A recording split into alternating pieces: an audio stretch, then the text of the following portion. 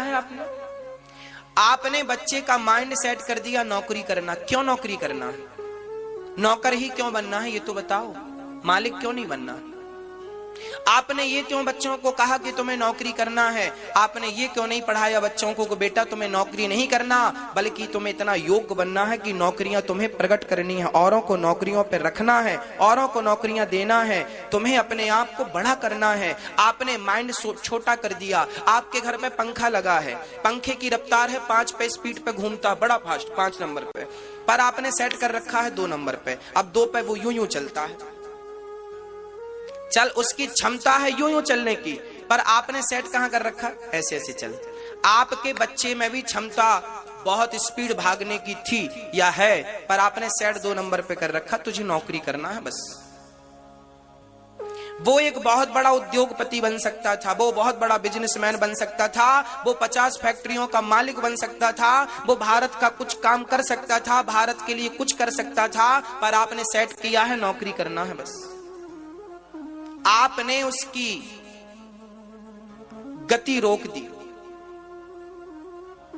पांव रख दिया उसकी रफ्तार में, सेट कर दिया आपने कि नौकरी करना। क्यों करना है?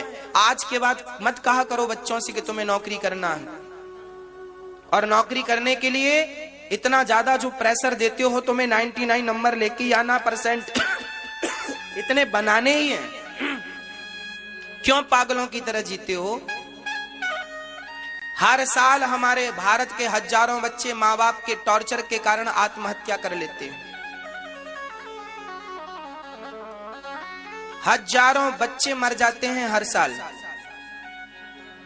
इसलिए कि माँ बाप को अपेक्षा थी कि बच्चा 95% तो लाए, 99 तो लाए, और बच्चा तो लेके आया 75, 75। माँ बाप को कम लगे, बच्चे को लगा माँ को क्या मुंह दिखाऊं, मर जाऊं। इतनी अपेक्षाएं ना करो। जरूरी नहीं है कि मैं बहुत नंबर लेके आऊंगा तो ही आपका नाम रोशन कर पाऊंगा या अपने देश का नाम। ना मेरी माँ, बहुत कुछ करने के लिए नंबरों की जरूरत नहीं पड़ती। ये थिंकिंग निकाल दो। बच्चों को पढ़ाना बुरा नहीं है, अच्छे से अच्छे स्कूल में पढ़ाओ, पर टॉर्चर करके ना पढ़ाओ, दबाव देकर ना पढ़ाओ। वो अपने समय से सब करेंगे, तैयार होने दो उन्हें। एक अच्छी परवरिश दीजिए, एक अच्छा वातावरण बनाइए। सिस्टम, नंबरों का असर नहीं होता, याद रखना मेरी माँ, नंबरों का कोई असर नहीं है। असर है तो केवल माहौल का, एक वातावरण का। आपके बच्चे किस वातावरण में रहते हैं? आपके घर का वातावरण कैसा है? आपके घर में बच्चों की संगति कैसी है? आपके घर में बातें क्या होती हैं? आपके घर में टीवी में देखा क्या जाता है? इससे बच्चे का माइंड डेवलप होता है। ये बहुत बड़ी चीजें हैं, इन पे कोई ध्यान देता नहीं, और बच्चों को बस पढ़ाए जा रहे हैं रट्टू तोता, रट रट रट रट, नंबर लेके आ, नंबर लेके आ, नंबर लेके आ। हम ये नहीं कहते कि आपके बच्चों को नंबर नहीं लाने चाहिए, 100% नंबर लाने चाहिए, अच्छे नंबर लाने चाहिए, अच्छे योग्य बनना चाहिए, परंतु बच्चों को क्या जरूरी है? बच्चों को सिर्फ पढ़ाओगे तो पढ़ाकर क्या होगा? वो पढ़ तो लेंगे, पर रियल जिंदगी अपने जीवन में जब वो जिएंगे, अपनी लाइफ जिएंगे, स्टार्ट करेंगे, तो वो लड़खड़ा जाएंगे।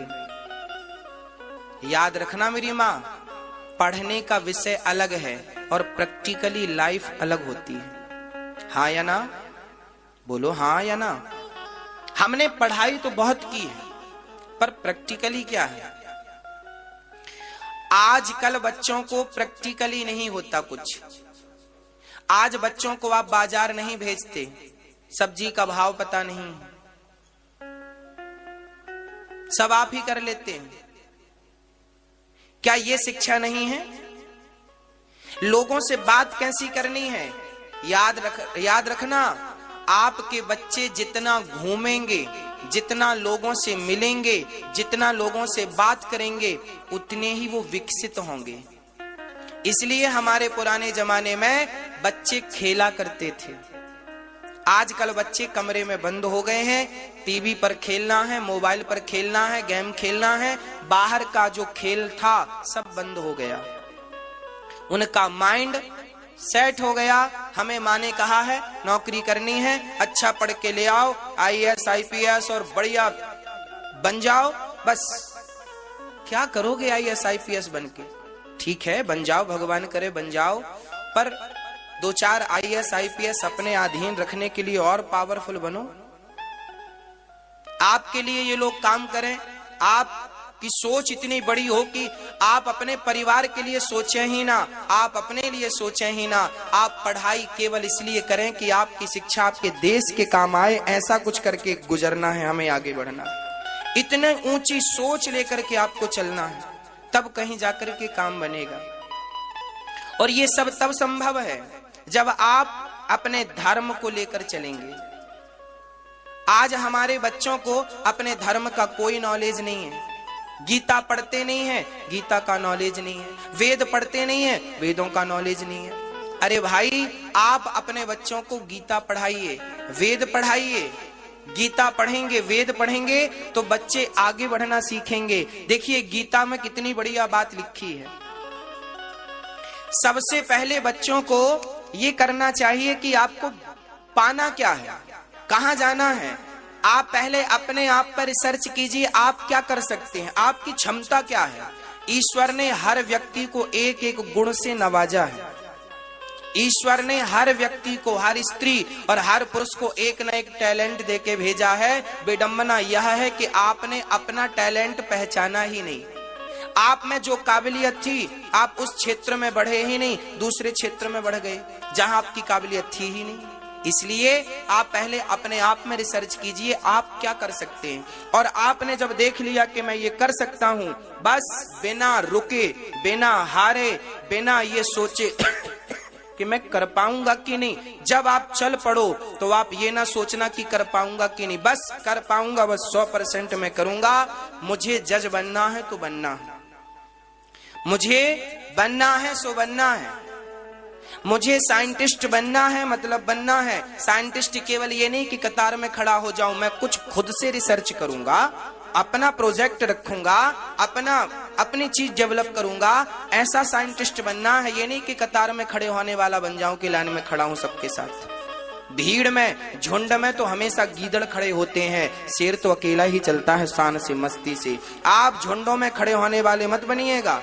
जो भी योग्यता है, टैलेंट है, अपना अलग रखिएगा।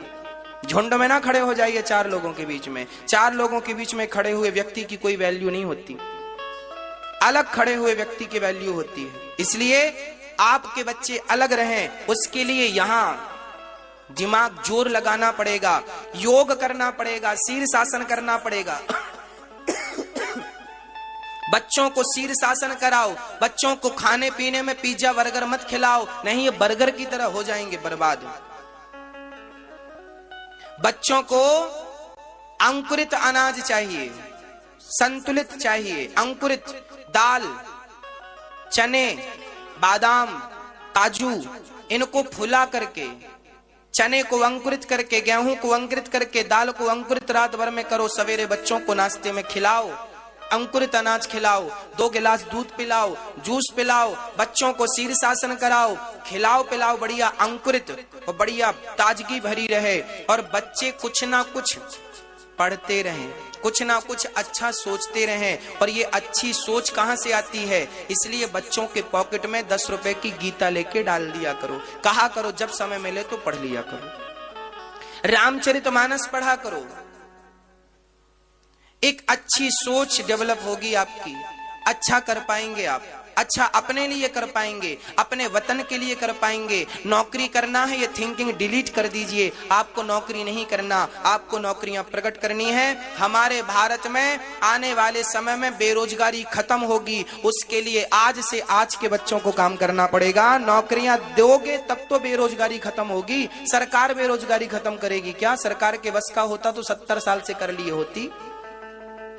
सारे काम सरकार नहीं करती, कुछ हमारी जिम्मेदारी है। ये भारत मेरा भी तो है, जितना ये प्रधानमंत्री का भारत है उतना मेरा भी तो भारत है। तो मेरा भारत है, तो मैंने क्या किया अपने भारत के लिए? क्या किया आपने अपने भारत के लिए? सरकार से केवल नौकरियां मांगी, भैया नौकरी दे दो, हम बहुत पढ़े लिखे हैं, हम बहुत पढ़े लिखे इसलिए मांग रहे हैं, दे दो। तो तुम पढ़े लिखे होके भीख ही मांगो, तो पढ़े लिखे होने का अर्थ क्या है? हाथी पसारना था तो पढ़े ही क्यों थे? पढ़े लिखे का अर्थ ये नहीं कि हम हाथ पसारे खड़े हो जाएं। अरे हम लेने वाले ना बने। बामन भगवान भी जब गए थे राजा बलि के द्वार पर, तो राजा बलि ने लिया नहीं। राजा बलि ऐसे थे कि भगवान को भी देने की ताकत रखते थे। लो ले जाओ मेरे घर से, आप 3 बग भूमि ले जाओ, जाओ। लेने वालों में अपना नाम दर्ज ना कराओ, देने वालों में अपना नाम दर्ज कराओ। लेने वाला नहीं बनना आपको। लेने वाला हमेशा छोटा होता है और देने वाला हमेशा बड़ा बनना है ना, तो देने वाले बनो, लेने वाले मत बनो। बच्चों को इतना योग्य बनाओ, इतना योग्य बनाओ। अब कैसे बनाना है? मैंने तो रास्ते बता दिए, सूत्र दे दिए, आगे आपकी मर्जी। कैसे बनाना है? आपको गीता पढ़नी होगी। राम जी क्या पढ़ते थे? श्याम सुंदर क्या पढ़ते थे? कृष्ण कन्हैया क्या पढ़ते थे? उनकी विद्याएं कौन सी थीं? आपकी विद्याएं कौन सी हैं? पहचानो अपने आप को, आप कौन हो। बहुत बड़ी रिसर्च आप कर सकते हो। मोबाइल बनाने वाली कंपनियां मोबाइल बनाती हैं। आज विडंबना देखना, मेरे भारत की एक भी भारतीय मोबाइल बता दो हो तो। आपके पास जो भी मोबाइल हैं सब विदेशी मोबाइल हैं। मेरा भारत 135 करोड़ आबादी का भारत है, लेकिन मेरे भारत में मोबाइल भी नहीं बनता। हाँ या ना? हाँ या ना? कुछ लोगों ने बनाया था, कुछ कंपनी थी मेरे भारत में मोबाइल बनाने की, पर वो भी सक्सेस नहीं हो पाई, फेल हो गई। क्यों फेल हो गई? हमने कोशिश नहीं की। हार गए तो चुप के बैठ गए दबक के कि नहीं अब तो हार गए। नहीं, अरे हमने हिम्मत, कोशिश करने वालों की कभी हार नहीं होती। आपको बहुत सारे सॉफ्टवेयर भारत के लिए लाना है, काम करना, बहुत कुछ काम। मेरा भारत कितने पीछे है, कौन आगे बढ़ाएगा? ये पढ़े लिखे बच्चे नौकरी मांगते रहेंगे तो ये कैसे भारत को आगे बढ़ाएंगे? आप ही बनाइए ना मोबाइल, आप ही लैपटॉप बनाइए। भारतीय के लैपटॉप बता दो, एक मोबाइल बता दो। आज हमें राफेल चाहिए है तो हम जाके मांग लाए, वहां से खरीद, भैया राफेल चाहिए, हमें राफेल आ गए। अरे राफेल हमने खरीदे क्यों? हमने बनाए क्यों नहीं? राफेल क्यों नहीं बनाए? हमने राफेल खरीदे क्यों? हमारे देश के जवानों के लिए बुलेट प्रूफ जैकेट खरीदे क्यों? हमने बनाए क्यों नहीं? हम खरीदने वालों में से नहीं है, हम खरीदने वालों में से थिंकिंग भी नहीं रखते। हमें कुछ खरीदना नहीं है, हमें जो चाहिए अपने देश के लिए तैयार करना है, बढ़िया से बढ़िया। हम गए दुनिया को, हम क्यों लें दुनिया से? राफेल हम बेचे ना दुनिया को बना बना के, हम क्यों खरीदें राफेल? हम क्यों बुलेट प्रूफ जैकेट खरीदें सैनिकों के लिए? हम क्यों नहीं अपनी डेवलप करें, क्यों नहीं बनाए? कौन बनाएगा ये? कौन करेगा काम?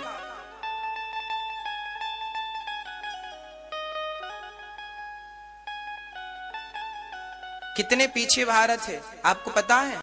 भारत में अपना एक खिलौना भी नहीं बनता। बच्चे जिन खिलौनों से खेलते हैं ये भी चाहना, वो तो शुक्र करो कोरोना का कि कम से कम इसने आकर के आंखें खोल दी, तो आत्मनिर्भर बनने की बातें तो भारत करने लगा। कम से कम शुक्रिया दो, धन्यवाद करो उस कोरोना का, किसके कारण कम से कम खिलौना भारत में बनने लग गए हैं। नहीं तो चाइना से खिलौना, तुम्हारे बच्चे जिन खिलौने से खेलते हैं ये भी बनाने की ताकत नहीं है, और बोलते हो हम पढ़े लिखे हैं, तुम्हें नौकरी चाहिए बस। चाइना को नौकरी नहीं चाहिए, वो काम करता है, बनाता है, फिर ही नहीं बैठा, करता है, बना रहा है, डेवलप कर रहा है वो अपने आप को, और हम लोग नौकरी के पीछे भाग रहे हैं। कितनी नौकरियां देगी सरकार? किस किस को देगी? क्यों नहीं तुम फैक्ट्रियां डाल रहे हो? क्यों नहीं खिलौने बना रहे हो? क्यों नहीं नए तरीके से खिलौने बना रहे हो?